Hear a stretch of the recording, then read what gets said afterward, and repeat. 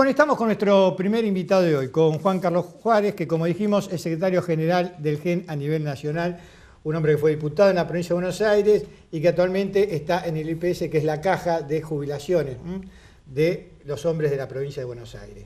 Gracias por estar acá, Juan. No, un gusto, como siempre. Juan Carlos, hablamos muchos en entrevistas anteriores y a veces que habías venido de el relato K, ¿no? De ese relato que hubo durante el gobierno que terminó el 12 de diciembre. ¿Hay un relato M ahora? Y hay particularidades. Digamos, parecería ser que las cosas se direccionan en una forma donde parte de ese relato puede ser que decisiones se presentan como errores. Vos podés tener un error, 2 errores, 3 errores, ahora 5, 6, 7 errores. Es preocupante, porque no solo se trata de decir, bueno, no, me equivoqué, no, porque pierde seriedad. Uno tiene que ser responsable cuando toma decisiones en cualquier orden de la vida. Bueno, pero esta semana a mí me llamó la atención poderosamente un ministro, creo que el ministro de Educación, diciendo que, bueno, que el gobierno hacía poco que estaba y que en realidad éramos nuevos en esto y que podíamos tener errores. ¿Repasamos estos 6 meses los errores o las decisiones? ¿Alcanza el programa? Bueno, pero los que más se conocen. Nombran un ministro de Trabajo, lo dejan sin efecto y nombran otro. Nombran un secretario de política universitario, lo sacan y nombran otro. Deciden, atentando contra la Constitución y la República, designar 2 jueces de la Corte por decreto. Todavía se está discutiendo en el Senado la designación. Van con el tarifazo, que era el plan A, desde el punto de vista económico, para contener la inflación y lograr mayor financiamiento y mayor andamiaje económico por parte del gobierno. Arrancaron con el, no sé, el 5.000% y ya están en el 500, digamos. Designaron algunos un embajador, por ejemplo, en Suiza, que no le aceptaron el placé. Es muy grave. Es raro, aparte es inhabitual, digamos. No es común. Yo no recuerdo otro antecedente en la Argentina donde a un embajador propuesto por el gobierno argentino, el país al que lo tenía que receptar no lo aceptó. Estamos hablando del doctor Claudio Sinn en Suiza, para ser más específico. Mandan el último proyecto de ley al Congreso de la Nación, que hablan de la reparación histórica, del pago de las sentencias a los jubilados y los reajustes de los haberes. La mezclan con una ley de blanqueo, la mezclan con la paulatina, digamos, desaparición de lo que es el impuesto a los bienes personales, la modificación de ganancias. Y había un artículo, curiosamente, donde decía que si algún periodista publicaba quién había blanqueado y qué había blanqueado, tenía que pagar una multa por el mismo monto. No es el único caso, también la provincia de Buenos Aires. Pero bueno, vi la gobernadora anoche hablando sobre el particular. Sí, me parece que, lo hablaba con un amigo hace un rato, Macri está como el tenista que pierde no porque el otro juega bien, sino porque él tiene errores no forzados, ¿no? Es decir, por errores propios. Y sí, son 6 meses, pero él viene a gobernar 8 años la Ciudad Autónoma de Buenos Aires, que es un distrito muy importante dentro de la República Argentina, con lo cual tiene ministros, tiene funcionarios que tienen experiencia de gestión. Si bien el Estado es lo macro de la administración de una nación, no son improvisados. Y obviamente, hay un relato. Que vos recibas un mail y que te diga, tenemos cosas buenas para contarte, es un relato. Que te llegue un mail y te digan, este fin de semana vamos a timbrear todos juntos, y que a las 48 horas te envíen otro mail diciendo gracias por acompañarnos, cuando vos no hiciste ni una cosa ni la otra, es un relato. Es parte de la virtualidad. Parece ser que las redes sociales en función del gobierno, pero no como función de información, sino como hecho. Es un relato. Ahora, ¿tiene cosas positivas? Bueno, sí, la verdad que uno podría decir, bueno, a ver, hay la posibilidad de sentarse a dialogar, a discutir. El Congreso de la Nación tiene un protagonismo que antes no lo tenía. Lo tienen tanto los legisladores oficialistas como los opositores. Ahora, que el Congreso de la Nación tenga esta realidad es producto de una intención del gobierno o es en realidad producto de lo que votó la gente el año pasado, que con su voto permitió precisamente un poder legislativo donde ninguno tiene per se mayoría propia? Hay de las dos cosas. Yo creo que existe una paridad en el ámbito del Congreso de la Nación que obliga a consensuar los distintos temas. Y está visto que cuando el gobierno no logra su cometido, utiliza una vía totalmente legal, como es el veto, como hizo con la ley de protección del trabajo. Entonces quiere decir que esa discusión está ahora, yendo a un tema central como es este del tema jubilatorio. Es decir, es bueno que se le pague a los jubilados, es extraordinario. Ahora es mucho mejor que le pagues todo lo que tenés que pagarle. Ahora hay muchos que sostienen que este proyecto, ¿no? De pagarle más a los jubilados, pero por otro lado... No, es pagarle juicios. Pagarle juicios, sí. Pero pagarle juicio a los jubilados, pero por otro lado, de financiar las arcas públicas, lleva como un cuello de botella, ¿cuál sería la intención? Yo creo que hay que señalar 3 o 4 cuestiones. Primero, el sistema previsional argentino, al igual o en peores condiciones del resto del planeta, tiene serias dificultades de sustentabilidad, por una cuestión básica. Por cada jubilado o pensionado en la Argentina hay un aportante y medio. Los sistemas requieren como mínimo de 4 aportantes. Y eso no lo resolvés con un fondo de sustentabilidad. Se resolvió en su momento cuando se tomó la decisión de que el sistema previsional argentino no solo sea contributivo, sino que además sea fiscal. ¿Por qué? Porque no solo está el aporte del trabajador y de la patronal, sino está el aporte por impuesto al tabaco, por impuesto a los combustibles, IVA, ganancia y otro tipo de contribuciones menores. Eso hace la masa que hoy permite que se paguen las jubilaciones y las pensiones. Ahora, tenemos 4 millones de trabajadores que no están registrados. Sí. Que vos tenés que, si eso estuviera registrado, digamos que ayuda a mejorar la situación. Y la otra cuestión es que sobre 6.700.000 jubilados estamos resolviendo un problema histórico de 2.200.000, con lo cual resolver un problema de 1/3 del universo de jubilados. Tenemos cerca del 70% de los jubilados que cobran la mínima.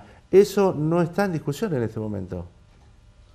Cuando sabemos muy bien, porque lo dice el defensor de la tercera edad, el doctor Eugenio Semino, cuando lo dice los economistas, cuando lo dice la realidad que un jubilado hoy necesita para la canasta básica 11.700 pesos y cobra 4.900.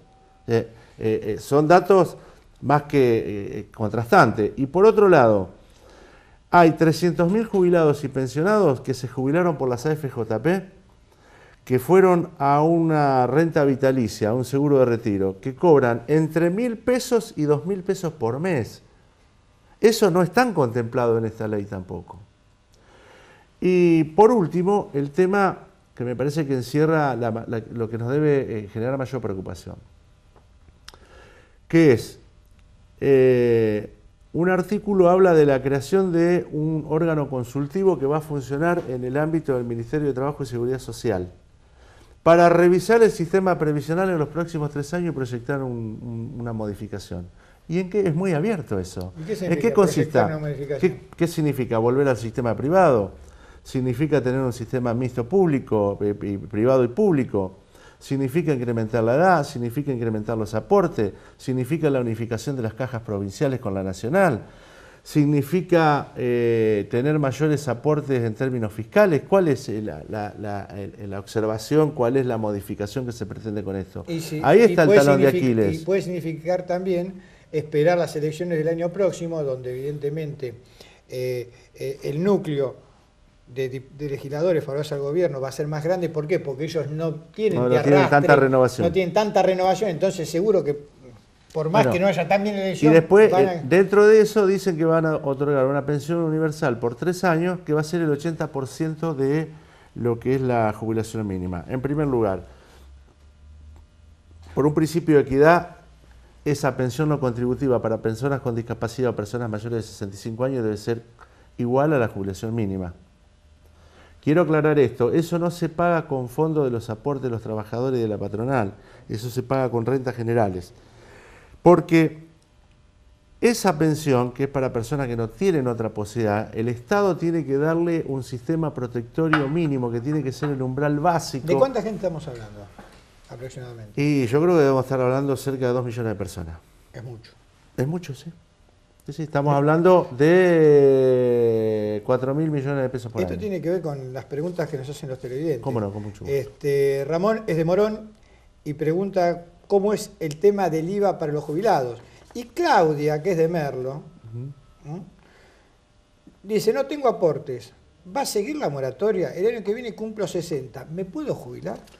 La discusión en este momento, la moratoria tal cual está concebida hasta este momento, vence en el mes de septiembre de este año. Está en discusión, yo creo que va a salir aprobado, que la moratoria opere de manera permanente.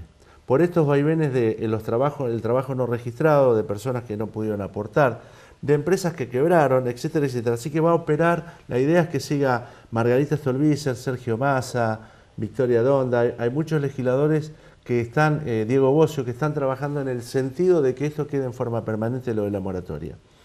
Y va a seguir también el tema de los 60 años, porque también se había hablado de por ahí... Yo creo que no es la solución incrementar la edad jubilatoria. ¿Por qué? Porque estás poniendo un dique de contención al acceso laboral a los jóvenes. Porque cuanto más tiempo mantenés una persona en el empleo, no permitís que ingresen al mercado laboral los nuevos demandantes de trabajo dentro de una sociedad. Creo que el tema pasa por lo fiscal. Creo que esta es la discusión de fondo que hay que dar. Y Margarita Stolbizer y Alicia Siciliani están trabajando que esta pensión universal sea equivalente a la mínima. Y me parece que es lo que corresponde, es lo que debe proceder. Por otro lado... ¿Han logrado algún acuerdo con alguna otra fuerza? Vos me preguntabas del financiamiento. Sí, porque uno... A ver, los fondos... Quiero señalar algo. El gobierno en esto, y sobre todo el equipo económico, tuvo una buena visión, porque el hecho de pagar la sentencia, el hecho de actualizar los saberes, va a permitir que el consumo interno crezca. Va a crecer el consumo interno, va a haber una dinámica, va a haber una inyección importante de circulante en el mercado y eso va a generar mejores expectativas que las que tenemos hoy. Eso es bueno. Ahora, lo que no se puede pensar es que ese fondo de garantía va a quedar ahí inmóvil. Digamos, puede utilizarse, hoy se está discutiendo cuál es la cuota parte que se va a utilizar de ese fondo de garantía de las acciones que hay en distintas empresas para pagar las sentencias judiciales. Eso es lo que se está discutiendo. Yo creo que debiera ser por tercio. Un tercio debe estar invertido en determinadas cuestiones, otro tercio estará invertido en empresas públicas o privadas y otro tercio tiene que estar disponible para el pago de esta sentencia. Ahora, lo que no se puede creer es que el gobierno haya pensado que va a poder pagar las sentencias jubilados atando el blanqueo de capitales a la posibilidad de pagar las sentencias de jubilados y la reactualización o reajuste de los saberes. ¿Por qué? Porque el gobierno en un momento pensó que iba a poder blanquear 50.000 millones de dólares, ¿no? Lo que implicaba una recaudación de 7.000, 8.000 millones de dólares para el fisco. Hoy ya hablan de 20.000, lo cual esa cifra baja a 2.000 millones de recaudación para el fisco. Entonces me parece que ahí ha habido un serio error de cálculo y no se puede pretender pagar las sentencias o los reajustes solo con la posibilidad de que se recaude a través del blanqueo. Y también permiten, en otro orden, poder tomar activos del exterior, en el exterior. Con lo cual, en realidad, rinde mucho más acá que... Bueno, yo creo que un blanqueo lo que debe operar, en primer lugar, es hacerlo con fuertes multas, porque convengamos que una persona que se llevó sin declarar dinero al exterior o lo tuvo acá sin declarar, digamos, no solo evadió el sistema fiscal, sino que además incumplió la ley y habría que ver si no entra en colisión con la ley penal tributaria.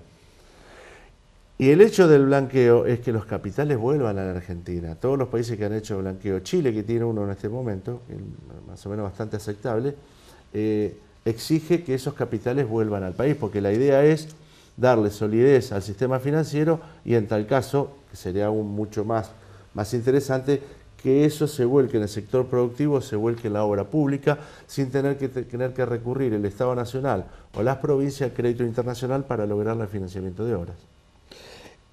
Vos me habías dicho recién de este proyecto de Margarita Stolbizer, y la pregunta era precisamente si en este proyecto que tenía ella había logrado consensuar con alguna otra fuerza. Y está discutiendo, lo habló con el Frente Renovador, habló con algunos del Frente para la Victoria, obviamente con el socialismo, con Libre del Sur. La idea es, y ha hablado también con algunos legisladores de Cambiemos, la idea es buscar, para que el miércoles que viene se dé la posibilidad de que tenga media sanción el proyecto del Poder Ejecutivo, que hoy ya tiene varios cambios, varias modificaciones, tiene que haber un alto nivel de consenso, si no, no va a ser tan sencillo. Por ejemplo, el kirchnerismo más puro, por decirlo de alguna manera, hacía mucho hincapié en poner un límite a la utilización de los fondos o a la venta de acciones. Bueno, eso ya hubo una retracción en esa decisión por parte del Ejecutivo y del oficialismo en aceptar parte de eso. Después, bueno, todas las otras modificaciones que yo te señalaba, que distintos actores, inclusive por fuera del Congreso de la Nación, que han ido a exponer a las reuniones plenarias de la Comisión de Presupuesto y de Previsión y Seguridad Social, han logrado introducir una mirada distinta. No solo en términos, bueno, nos sacamos este problema de encima, pagamos, descontamos, no te vamos a pagar todo, pero te terminamos pagando, porque además este programa que pretende llevar adelante el gobierno también tiene algunas imposibilidades de tipo administrativo. No nos olvidemos que solo puede llevar adelante no más de 120.000 acuerdos mensuales por la capacidad técnica y humana para llevar, con lo cual estamos hablando de 2 años, 2 años y medio para poder actualizar todo este cúmulo. Porque tenemos más de 70.000 sentencias firmes. Yo estimo que debe haber unos 350.000 juicios en curso con sentencia de primera instancia y de la Cámara de la Seguridad Social favorable, sin haber llegado a la Corte. Y tenés 1.700.000 o 1.800.000 que no iniciaron juicio, pero que también están en las condiciones de poder hacerlo. Un dato que me parece relevante, que por ahí la gente no lo sabe, es que esto es voluntario. El que hizo un juicio y lo ganó y quiere continuar hasta el final con el juicio, lo puede hacer. El que está con un juicio en curso lo puede hacer. Y el que no lo inició lo puede iniciar. Ahora vamos a tener una paradoja y te voy a dar un ejemplo. Un juez que firmó una sentencia diciendo que el beneficiario fulano de tal era acreedor a un haber mensual de 50.000 pesos por mes y que tenía un retroactivo de 1.000.000 de pesos, hoy va a tener que homologar un acuerdo donde va a decir que no va a poder cobrar más de 36.700 pesos, que es el tope que está establecido para las jubilaciones en la Argentina, en el sistema nacional, y no va a poder cobrar más de 500.000 pesos de retroactivo por ese reajuste, digamos, que pone el tope la ley vigente en la Argentina. Fíjate qué contradicción. Cuando en realidad la sentencia atacaron la constitucionalidad del tope que pone un decreto, que viene gobierno tras gobierno de la época de Menem, y que no pagaba los retroactivos conforme a lo que establece realmente el sistema de movilidad, y ahí entran a jugar antiguas leyes como la 18.037, la 18.038, la 24.241 y la... Juan Carlos, esto es muy complejo, pero sí. ¿Vos lo que me estás diciendo que esto no garantiza terminar con el tema de los juicios? No. Es un gran avance, pero yo no puedo obligar a una persona a homologar, a decir, porque vos, digamos, a ver, para pasarlo limpio, el jubilado que acepta cobrar menos de lo que el juicio dice que tiene que cobrar. Bueno, esto un abogado amigo mío me dijo, esto es el caso típico, es, si querés cobrar, un mal arreglo, si querés cobrar todo, un buen juicio. Sí. Hay veces que dicen que es mejor un mal arreglo que un buen juicio. Todo depende de los tiempos también. Y los jubilados mucho tiempo no tienen. No olvidemos que hay jubilados que hace 20 años, les llevó 15 años lograr la sentencia a la Corte. Y hace 5 años que están en litigio para que el ANSES le liquide correctamente lo que estableció la sentencia definitiva. La gente está muy preocupada y, por ejemplo, mira, Analía, que es de Morón, pregunta, yo soy monotributista social de 5 años de antigüedad. ¿Me puedo jubilar? ¿Todos están con la misma? Debiera, tampoco lo contempla, esta ley no contempla el tema de los monotributistas, por ejemplo, y debiera contemplarlo. Por eso, porque se mezclaron muchas cosas, son 4 leyes en una sola, con temas muy disímiles. A mí me parece que la estrategia... Ahora, la estrategia comunicacional, disimular algunas leyes, digamos. Claro, la estrategia que comunicacional del gobierno fue, mostremos la reparación histórica, que es cierto, de los jubilados, que es necesaria. Y que tiene buena prensa y que aparte está bien. Exactamente, pero al mismo tiempo metamos el tema del blanqueo.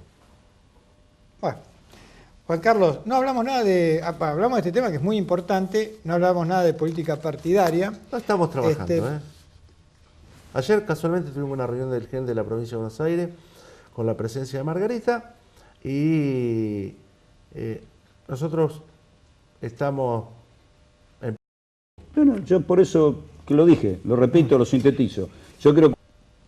Quien descubra cómo va a ser ese escenario, No, se va a dar una ventaja. sí, pero, a ver, convengamos que está todo muy volátil. Hoy aparecen algunos referentes, porque la política en la Argentina se ha convertido en una suerte de democracia de candidatos. Hay candidatos que tienen buen posicionamiento. Hay que ver si ese posicionamiento logra llegar a julio o agosto del año que viene. Y todo que es cuando depende se define. de la realidad, que es la única verdad. Gracias por haber venido. No, gracias a vos, como siempre.